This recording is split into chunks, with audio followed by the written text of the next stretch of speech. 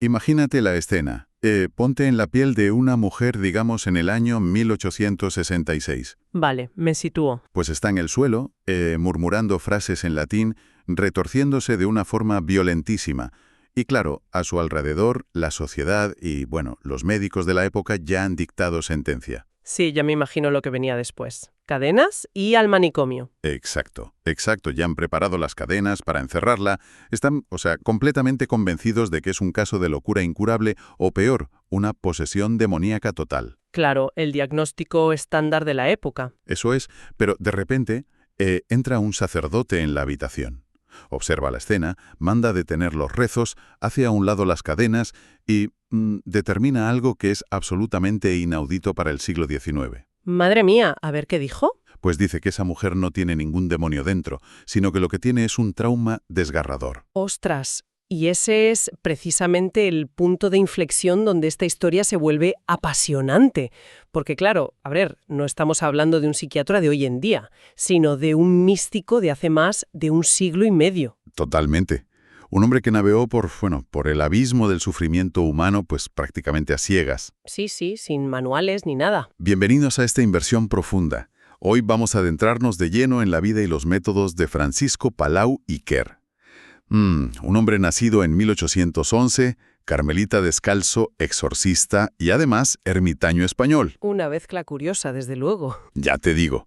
Pero a ver, la misión de nuestra exploración de hoy no es repasar una biografía convencional de estas aburridas con fechas y ya está. Vamos a analizar a un pionero absoluto. Alguien que, fíjate, caminó sobre una línea finísima, casi invisible, entre lo que es la enfermedad mental profunda y la opresión sobrenatural. Y esto, ojo, décadas antes que la psicología moderna siquiera empezar a gatear. Es que tiene tela. Y para lograr este nivel de análisis, para quienes nos escuchan, hemos reunido una amalgama de fuentes fascinante. Sí, cuéntanos qué material tenemos entre manos. Pues por un lado tenemos textos biográficos muy detallados y extractos de la obra de un exorcista contemporáneo muy reconocido, el padre Gabriele Amorth, que, estudió a fondo sus métodos. O sea que tenemos una visión desde dentro. Exacto. Y por otro lado, contamos con algo muchísimo más íntimo. Tenemos diarios espirituales que recogen sus retiros extremos en cuevas solitarias, junto con los registros clínico-espirituales, digamos, de su propio hospicio en Barcelona. ¡Guau! Vale, vamos a desgranar esto, porque para entender cómo Francisco Palau llegó a ser esta especie de faro de cordura para los marginados de Barcelona, tenemos que entender primero el entorno que forjó su método. Claro, el contexto lo es todo aquí. Y ese entorno fue la oscuridad absoluta y la soledad más extrema. A ver, estamos en la España de 1811 en adelante. El contexto histórico aquí no es solo un telón de fondo, es el motor literal de toda esta historia. Totalmente. O sea, hablamos de un país sumido en el caos absoluto. Tienes la guerra de la independencia, las convulsiones políticas constantes y, sobre todo, unas políticas anticlericales durísimas. Ya, las desamortizaciones y todo aquello. Sí, desamortizaciones, quemas de conventos. O sea, los religiosos fueron perseguidos y dispersados por todas partes. Palau, de hecho, se vio obligado a exiliarse en Francia por esto. Y claro, al volver, las cosas no eran precisamente un camino de rosas. Para nada. Así que toma una decisión radical, que es retirarse como ermitaño. Pero ojo, que no elige un retiro pastoral, bucólico en el campo, para estar tranquilo. No, que va. Se va a la roca viva. Exacto. Se refugia primero en las cuevas del macizo del Montsant y después en los acantilados del islote de Esvedra, en Ibiza. Ostras, ¿Esvedra? A ver, cualquiera que haya visto Esvedra, aunque sean fotos, sabe que es un sitio sobrecogedor. Es imponente, sí. Es que es una mole de roca pura, como un colmillo gigante ahí emergiendo del mar Mediterráneo. O sea, aislarse en una de esas cuevas es básicamente meterse en un laboratorio de presión extrema. Me gusta esa analogía, sí. Es un crisol. Ese aislamiento forzado es que te calcina cualquier distracción terrenal. Te deja ahí a solas con el ruido del viento, el mar y, tu propia mente, que a veces es lo peor. Y tanto que es lo peor. Piensa que el cerebro humano, cuando se somete a esa privación sensorial y a ese aislamiento tan extremo, pues empieza a derribar todas sus barreras defensivas. Lógico, no le queda otra. Lo interesante en los diarios de Palau es que a diferencia de otros, esta soledad no funcionó como una vía de escape para él. Fue más bien una preparación intensiva para comprender verdaderamente la raíz del sufrimiento humano. O sea, no estaba huyendo, se estaba entrenando. Exactamente. A la luz temblorosa de una lamparita de aceite en esa cueva, comienza a tener unas visiones místicas que cambian por completo su paradigma de cómo ve el mundo. ¿Y qué ve exactamente? Pues, por ejemplo, deja de ver a la Iglesia como una estructura jerárquica, ¿sabes? Ya no ve ladrillos, obispos y burocracia. Empieza a percibirla como una mujer viva. Ah, qué curioso. Es así, una especie de, bueno, él lo llama esposa divina, pero que está profundamente herida y mancillada por los pecados y por el dolor de los inocentes. Claro, humaniza completamente la institución. Pero ojo, porque sus diarios van mucho más allá de una contemplación así pacífica y bonita. Ya, de bonitas tienen poco a veces. Nada. Relata encuentros sobrenaturales que sinceramente ponen los pelos de punta. Menciona tener que enfrentarse a presencias invisibles, a las que él llama, cito, sombras fenicias. Ostras, claro, por el pasado de Ibiza. Exacto. El texto describe cómo Esvedra fue un lugar de antiguos sacrificios milenarios, ¿no? Y Palau relata que esas sombras representaban el dolor no perdonado, el sufrimiento encapsulado en el tiempo. Y claro, yo al leer esto me pregunto, ¿hasta qué punto esto era el peso psicológico y brutal del lugar manifestándose en su propia mente? Es una pregunta buenísima. A ver, hay un componente de profunda empatía histórica y espiritual ahí. Palau, en esa cueva, se da cuenta de una gran verdad psicológica y teológica. ¿Cuál? Pues que el mal rara vez ruge o hace grandes espectáculos de Hollywood. Ya, no es como en las películas, con la cabeza dando vueltas. Exacto. Casi siempre susurre, se enquista, ¿sabes? En forma de rencor, de trauma, de abuso silenciado durante años. Las visiones que describe en ese estado son altamente simbólicas. Como la de la Reina Negra, ¿verdad? Esa misma, sí. Documenta la aparición de esta reina negra, que es una figura que le muestra una especie de salón de poder corrompido. O sea, una ilusión de luz que en realidad representa a todos aquellos que utilizan a los inocentes como moneda de cambio para su propio beneficio. Buah, qué potente. Y luego está, que para mí es la imagen más desoladora de todas las fuentes que hemos revisado, la visión de la niña del manto negro. Es durísima esa parte. Es que es una figura de, no sé, unos 8 años que se le aparece y le dice que está atada a, y cito, literalmente, votos que nunca pronunció y a sangre que no derramó. Es francamente escalofriante. Lo es. Porque, piénsalo, esa niña simboliza el daño colateral de la corrupción humana. Claro. Representa las promesas rotas, el dolor mudo de quienes son destruidos antes de tener siquiera la oportunidad de elegir su propio camino en la vida. Y es precisamente este dolor el que de alguna manera actúa como catalizador para él, ¿no? Eso es. En medio de estas visiones tan oscuras, la aparición luminosa de esa iglesia viva que comentábamos antes le da un mandato muy directo. Le dice, levanta mi casa. Básicamente le dice que salga de la cueva. Sí. Le exige que vuelva al mundo físico y que aprenda a distinguir a los que están rotos por dentro de aquellos que realmente han sido tomados por el mal. Vale, y así es como pasamos de la contemplación pura a la acción más radical, porque la historia da un salto enorme. Entre 1860 y 1864, Palau funda en Santa Cruz de Vallecarca, esto es en Barcelona, un hospicio. Un centro pionero, sí. Una casa de acogida diseñada específicamente para enfermos mentales y presuntos posesos, pero con un enfoque casi exclusivo, fíjate, en mujeres marginadas. Claro, las más vulnerables. Eso es, mujeres que en aquella época pues simplemente eran atadas a las camas de los manicomios o las sometían a baños de agua helada o a sangrías y bueno, olvidadas por la sociedad por completo.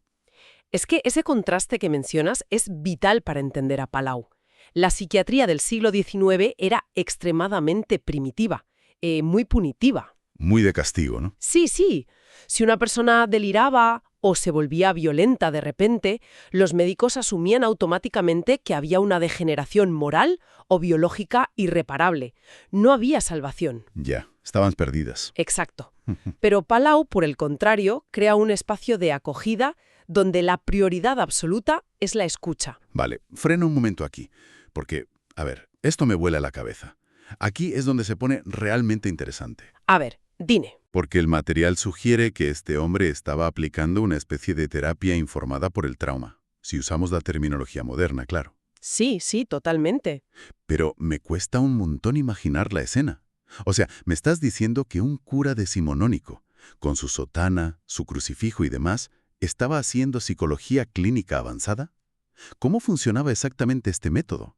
O este discernimiento en la práctica del día a día. Pues mira, lo fascinante aquí es que esa es la pregunta clave de todo el asunto.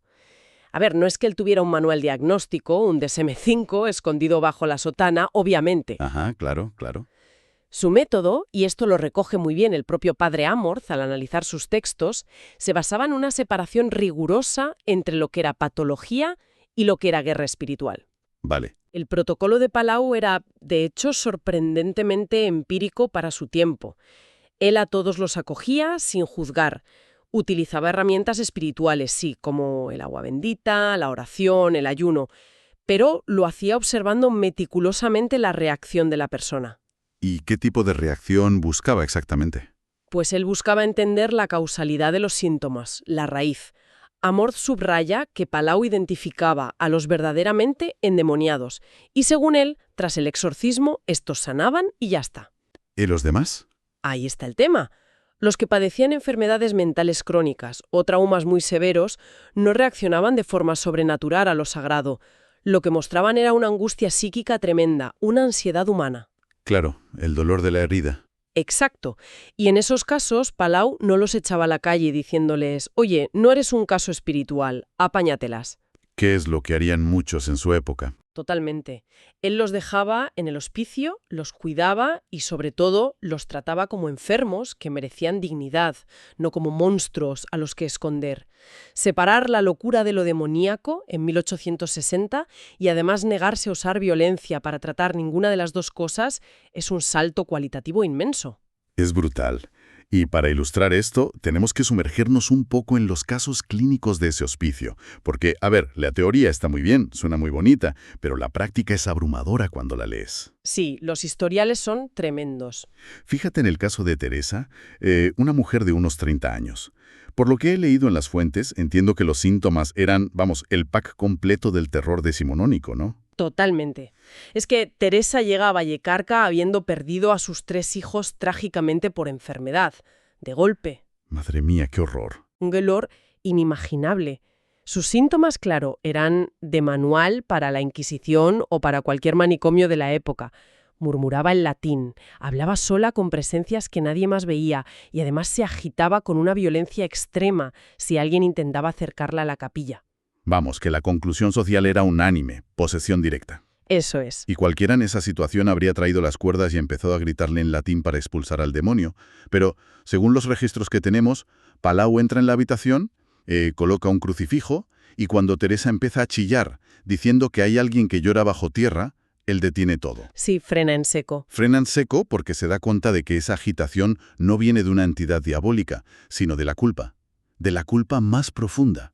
Se acerca y le dice algo así como, Teresa, no fue tu culpa. Te dolió tanto que algo oscuro se aferró a tu herida. Puf, qué nivel de empatía. Ya te digo.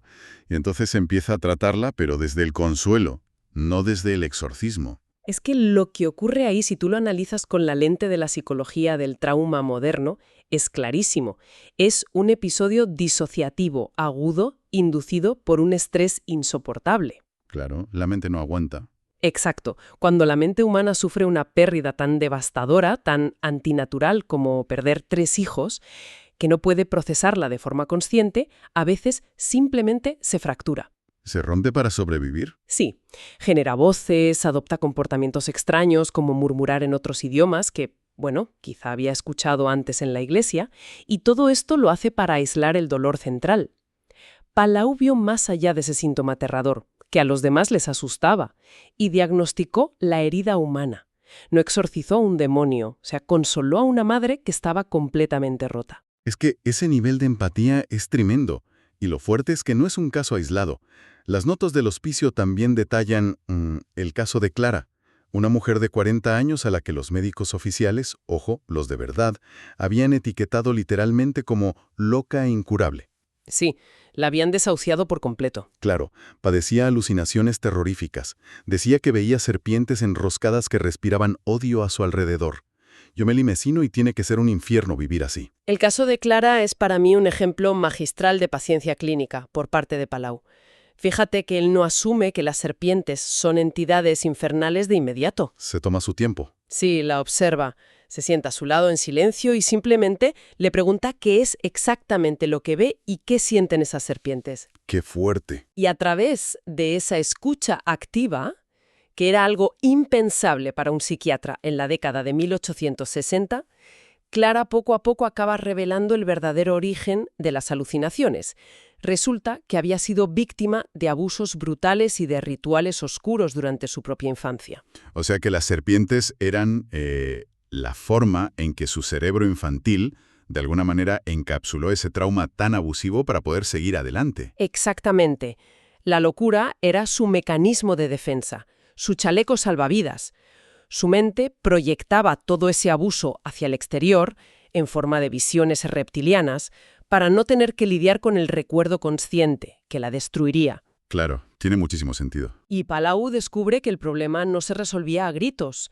Requería un cuidado compasivo, prolongado, crear un entorno seguro donde esa mente pudiera, por fin, dejar de defenderse constantemente, en lugar de someterla a un rito de exorcismo agresivo que solo la habría traumatizado más. Vale, pero, a ver, vamos a ser justos con las fuentes también. No todo era psicología moderna enmascarada bajo un hábito. No, desde luego. Los documentos dejan clarísimo que Palau creía firmemente en el mal real, ¿no? Y actuaba de frente, vamos, con todo, cuando identificaba lo que él se consideraba una opresión espiritual auténtica. Sí, él no negaba lo sobrenatural en absoluto. Exacto. Entonces, ¿cómo diferenciaba esto? Cuéntanos un poco el caso de Sor Úrsula, que me pareció fascinante. Muerte repentina de su madre desarrolló unos síntomas que, a los ojos de Palau, iban mucho más allá de una simple angustia psicológica por el duelo. Ya, la cosa escaló rápido. Muy rápido. Las fuentes relatan que, de pronto, adquirió una fuerza sobrehumana. Era capaz de romper rosarios enteros solo con la tensión de sus manos y profería blasfemias, pero utilizando un tono de voz que los testigos juraban que no era el suyo. Y claro, me imagino al clero local entrando en pánico total.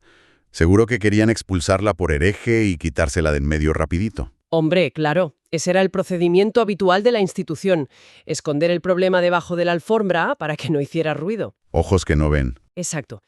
Pero Palau no hace eso. La lleva al hospicio de Vallarca. Y durante el proceso, la entidad que supuestamente hablaba a través de Úrsula empezó a gritar que la mujer les pertenecía desde su nacimiento. ¡Qué miedo! Y en ese momento crítico, Palau no se acobarda. Tampoco entra en un debate teológico a gritos con la entidad. Utiliza una autoridad pura, muy sosegada. Le recuerda a esa entidad, pero sobre todo se lo recuerda a la propia Úrsula en lo más profundo de su conciencia fragmentada, que ella pertenece a Cristo. ¡Wow! Sí, o sea, restaura su identidad espiritual desde la base y, según apuntan los registros, finalmente la libera. ¡Qué barbaridad de historia! Y luego, bueno, cambiando un poco de perfil, está Elías, al que llamaban el hombre del saco de ceniza.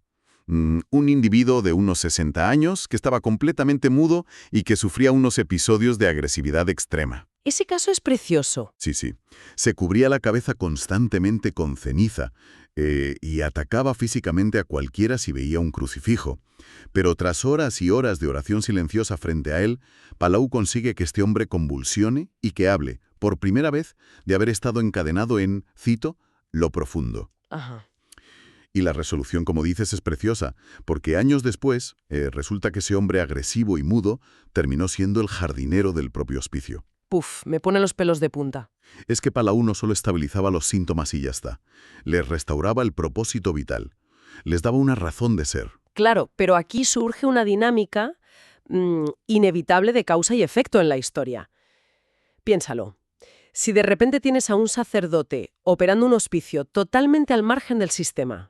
Por libre total. Sí, curando a las supuestas locas incurables que tanto las instituciones médicas como eclesiásticas ya habían desahuciado. Y encima cuestionando los diagnósticos oficiales. Pues claro, eso levanta ampollas en todas partes. Ya, a la gente poderosa no le gusta que la dejen en evidencia. Exacto. Tratar a los marginados con dignidad y desafiar el status quo de la época pues tenía un precio bastante alto. Lógico. Estaba dejando retratada tanto a la medicina del siglo XIX como a las jerarquías de la iglesia local, que preferían, como decíamos, mirar hacia otro lado. Las autoridades de Barcelona, claro, veían ahí un centro lleno de mujeres marginadas y unos métodos que para ellos eran incomprensibles. Así que, lógicamente, intentaron frenarlo. Y con fuerza, además. Pero es que Palau no se encogió de hombros ni se rindió. Los documentos nos indican que fue a dar la batalla directamente a la sede central.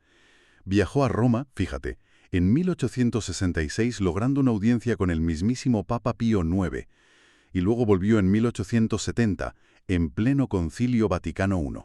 Y su propuesta allí en Roma era audaz, ¿eh? Él no fue allí a pedir perdón ni a agachar la cabeza. Fue a rogar que el ministerio del exorcismo, y por extensión, el cuidado oficial y digno de estos afligidos, se restableciera como una labor pastoral permanente. O sea, quería estructurarlo, institucionalizarlo. Eso es.